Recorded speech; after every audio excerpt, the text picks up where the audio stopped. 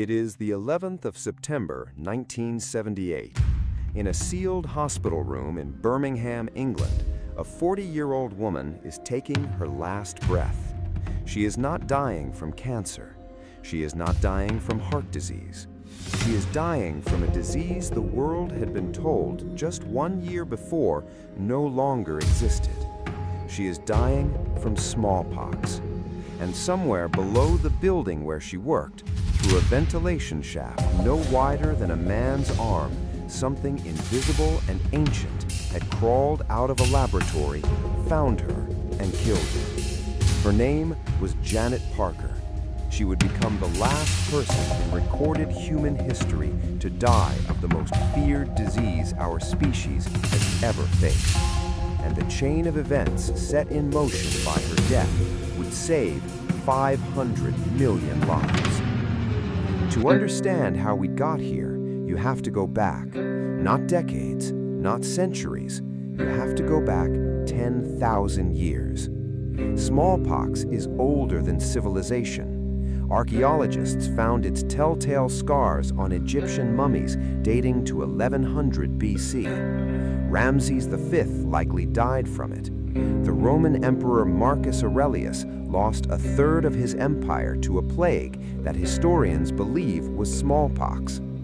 When European explorers brought it to the Americas in the 1500s, entire civilizations were extinguished.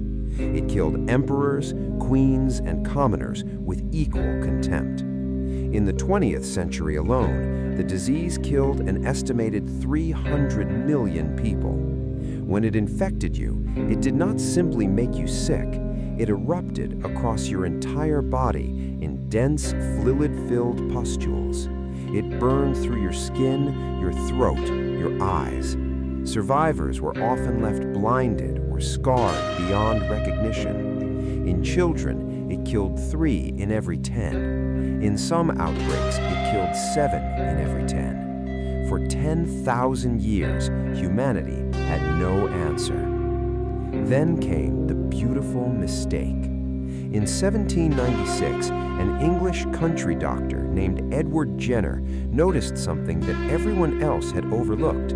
The milkmaids of rural Gloucestershire, women who worked daily with cattle and frequently caught a mild illness called cowpox, seemed to be completely immune to smallpox. While everyone around them sickened and died, the milkmaids survived. Jenner did something that would be considered deeply unethical today. He took fluid from a cowpox blister on the hand of a milkmaid named Sarah Nelms and injected it into the arm of an 8-year-old boy named James Phipps. Weeks later, he deliberately exposed that child to smallpox. James did not fall ill, not even slightly. Jenner had stumbled onto a truth that would reshape the entire future of medicine. The cowpox virus was close enough to smallpox to train the immune system, but harmless enough that it would not kill. He called the process vaccination, from the Latin word vacca, meaning cow. He did not know it at the time, but he had handed humanity its greatest weapon.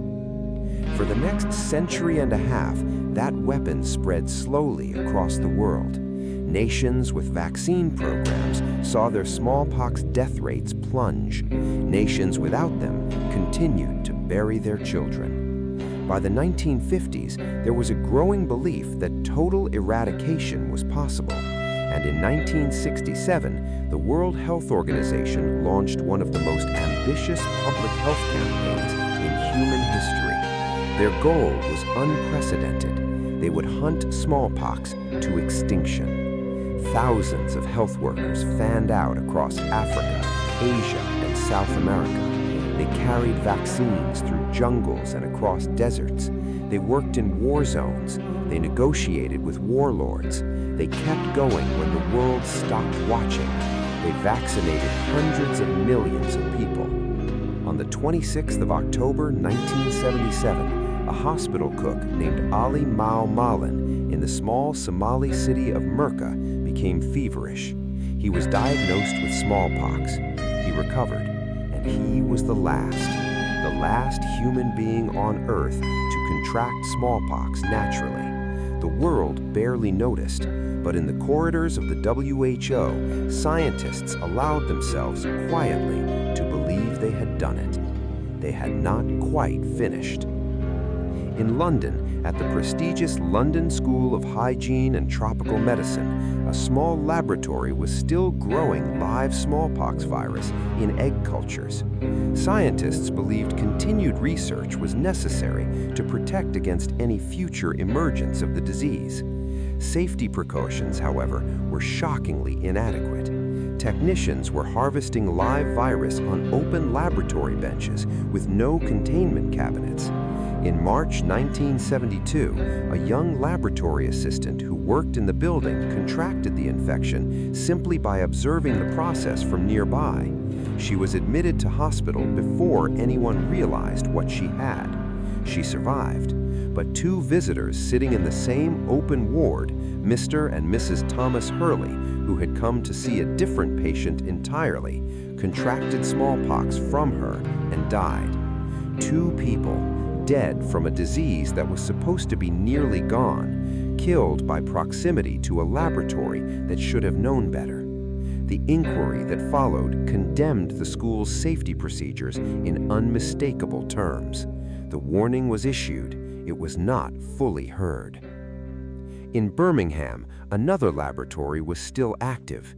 Its director was Henry Bedson, a respected virologist and the son of a famous bacteriologist.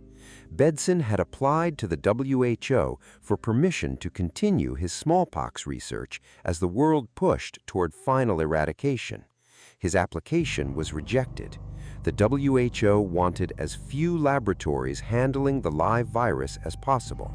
Bedson was told to close down, but he was close, he believed, to discoveries that mattered.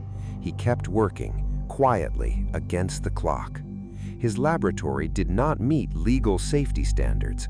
Several staff members had received no specialized training in handling dangerous pathogens, and directly above his laboratory, separated from it by a ceiling and connected by a ventilation shaft, was an office where Janet Parker, a medical photographer, came to work every day. On July 25, 1978, something moved through the air. We do not know exactly what happened. Investigators later concluded that infectious smallpox particles traveled upward through the ventilation system and reached the room where Parker was working. Perhaps she unknowingly breathed in a quantity of virus too small to see and too large to survive. She developed a fever, then a rash. Doctors initially suspected chickenpox. By the time the diagnosis was confirmed, nearly 500 people had been placed in quarantine. Janet Parker was transferred to isolation. Her elderly father, Frederick Whitcomb, suffered a fatal heart attack while in quarantine, unable to leave. He died before she did. When Henry Bedson understood what had happened, that his laboratory, his decisions, his ambition had killed an innocent woman and triggered the last smallpox outbreak on Earth, he could not bear it. On the 1st of September 1978, he went into his garden shed and took his own life. He died 6 days later. On the 11th of September, Janet Parker died. She was the last human being ever to die from smallpox. 3 people were gone. If this story is hitting different right now, hit that subscribe button and turn on notifications. Every week on this channel, we uncover the accidental discoveries and hidden decisions that quietly shaped the world you live in. You will not want to miss what is coming next. The international medical community reacted with a severity that had been lacking for years. The WHO issued an emergency directive. Every remaining laboratory in the world holding live smallpox virus was ordered to either destroy their samples or transfer them to one of just 2 approved facilities, at the Centers for Disease Control in Atlanta or at the Vector Institute in Novosibirsk, Russia. Compliance was total. The virus, which had existed on Earth for 10,000 years, was now locked inside 2 freezers on opposite sides of the planet. On the 8th of May, 1980, the World Health Organization made its official declaration: smallpox was eradicated, the first and still only infectious human disease ever deliberately eliminated from existence. Since that day, an estimated 1.5 million lives that would have been lost to smallpox are spared every single year. When you add those years together, the number of lives saved by the complete eradication of smallpox reaches into the hundreds of millions, 500 million and counting. 3 people died in British laboratories so that the world would finally be forced to act with the urgency the moment demanded. Their deaths were not planned, they were not heroic, they were terrible accidents born of negligence and ambition and the strange human refusal to believe a disaster is possible until it has already arrived. And yet, the story does not quite end there. Because today, in those 2 freezers in Atlanta and Novosibirsk, smallpox still exists. Scientists debate whether those final samples should be destroyed or preserved for research. No one has ever reached a consensus.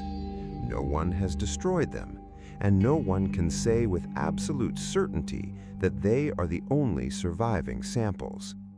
In the Soviet Union, a secret biological weapons program spent years working with smallpox. Whether all of that material was accounted for, no one alive will confirm. The lethal disease in human history is gone. Mostly, probably. A beautiful, terrible mistake closed the cage. But the cage still has a lock on it. And somewhere, in the silence of laboratories that no tourist will ever visit, something ancient waits, not knowing it is waiting, not knowing anything at all, just present, just existing, the way it always has. If that ending gave you chills, drop a comment below with just the word mistake. Let's see how many of us felt it. And if you have not subscribed yet, now is the time. Every great discovery was once a mistake. Every great fortune hides a secret. This channel tells both stories. See you in the next one.